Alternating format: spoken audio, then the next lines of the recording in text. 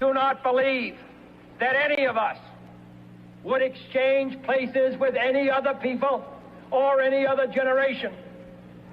The energy, the faith, the devotion which we bring to this endeavor will light our country and all who serve it. And the glow from that fire can truly light the world. And so, my fellow Americans, ask not what your country can do for you. Ask what you can do for your country. President John F. Kennedy giving his famous inaugural address in January of 1961, nearly 64 years ago. Kennedy's speech, punctuated by his iconic call to civic action, came close to never happening at all because of a little-known assassination attempt that went awry just 1 month before his inauguration. Joining us now, New York Times best-selling author Brad Meltzer. He's co-author of the new book, The JFK Conspiracy, The Secret Plot to Kill Kennedy and Why It Failed. Brad, good morning. It's great to have you on. I guess the first and most obvious question is, all these years later, why didn't we know about this? Mike Barnicle did know about it, of course, because he's Mike Barnicle. But why doesn't the general public know more about this attempted assassination of JFK? Because on the day after it happened, it was big news in Florida, which is where it happened, in Palm Beach. But 2 planes collided over New York City, and everyone died on board except for one young boy. America became obsessed with this sole survivor. And as a result, it took this JFK assassination story and knocked it from the front page into the center of the newspaper, and it became a footnote until Josh Mensch and I said, you know what? This is a really interesting idea for a book. So we're talking about December of 1960. JFK has been elected but has not yet been inaugurated. Walk us through the details a little bit of what happened. Yeah, so this is 3 years before Lee Harvey Oswald takes the famous shot. And we're on a beautiful sunny day in Palm Beach. And it's, as you said, right after he's elected, before the inauguration, and JFK's on his way to church. And what he doesn't know is there's a disgruntled former postal worker named Richard Pavlik who wants to kill him. And he's packed his car with 7 sticks of dynamite. And as JFK comes out of his house, he doesn't realize Pavlik's hiding there. Pavlik picked Palm Beach because he thinks JFK's security is weaker there, which he's right about. So as JFK leaves, all this assassin has to do is hit the little trigger mechanism, and boom, will go the dynamite. And what saves JFK's life that day, I won't ruin the ending for you, but it has to do with Jackie. And it is the start of one of the craziest JFK stories you've never heard in your life. You know, Brad, I believe that Pavlik worked in the South Postal Annex in Boston.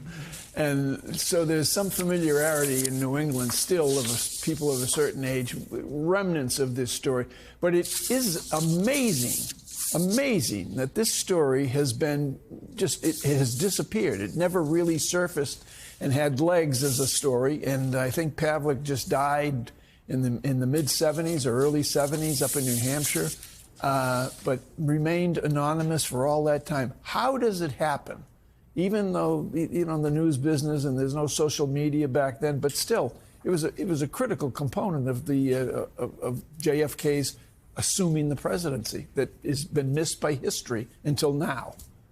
Yeah, you know, and I just love a good story. And what I loved about this story is it doesn't just tell the story of JFK or Pavlik, but it also involves Jackie. And we don't pull our punches there. We show you JFK's affairs. You see that when Jackie goes into labor and she's hemorrhaging, that JFK's nowhere to be found.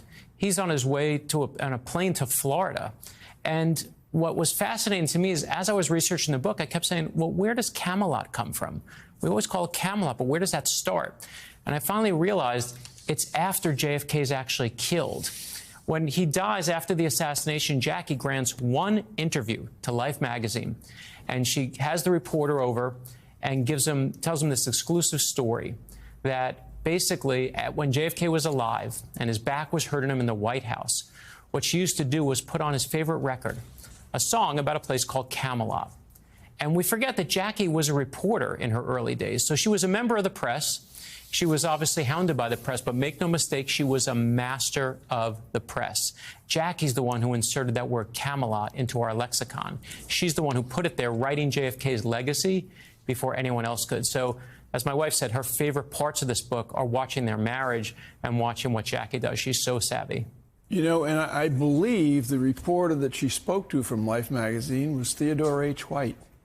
It was Theodore H. White who got that famous thing. He was there until after midnight. She worked on that speech. And what I think is so important to remember is the Kennedys, you know, JFK and Jackie are our first celebrity presidents. And I don't mean, you know, obviously every president's famous in their own way, and Lincoln waves off the back of trains the same way Truman does. But talking about Hollywood famous, right? That Hollywood celebrity that people have chased so badly with the fame and the houses and the money. And for me, we all know it's a hollow pursuit. And you can say some people think that that's what Reagan is. Some people think it's what the Obamas are. Some people think it's, of course, what Trump is. But to me, all of them have been cosplaying JFK and Jackie. And what isn't a hollow pursuit, though, fame may be hollow, but you know what isn't? Is hope.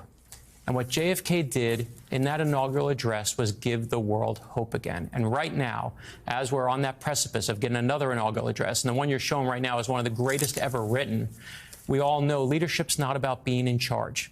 It's about taking care of those in your charge. That's what JFK did better than anyone, is unleashing that hope. So, Brad, it's also striking to me that there are few moments in American history that are more highly scrutinized than the assassination attempt that was successful of JFK, and yet we know so little about this one. So my question to you is, after this moment does happen in 1960, maybe the public wasn't that aware of it, but certainly President-elect at that point Kennedy was, the Secret Service was, the team was. Were there any adjustments made? Were there any things did they take into effect? Was there any legacy of that attempt on him, 3 years before Dallas? You know, the head of the Secret Service at the time said that in his history of doing this, this is the closest anyone has come to killing a U.S. president, which, of course, makes them make adjustments. And we, at the end of the book, we, of course, start with this assassination that didn't happen. We end, of course, showing you Jackie's point of view of what happened in the real assassination. And what strikes me is, of course, how unprepared they are even 3 years later when they know what's coming.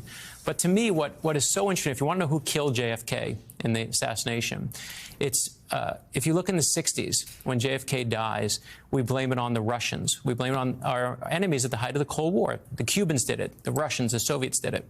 If you look in the 70s, as Watergate peaks and we mistrust the government, who killed JFK? It was our own government did it. LBJ did it. The CIA did it. If you look in the 80s, as the Godfather movies peak, guess who killed JFK? It was the mob. So if you want to know who killed JFK, it's decade by decade, whoever America is most afraid of at that moment in time. Mm-hmm. And this story is so fascinating, so many details that most people don't know, including the help of a mail carrier in foiling the plot by reading some of this guy's postcards. Fascinating. The new book, The JFK Conspiracy, The Secret Plot to Kill Kennedy and Why It Failed, is on sale now. New York Times bestselling author Brad Meltzer. Brad, congrats on the book, and thanks for being here. Appreciate it.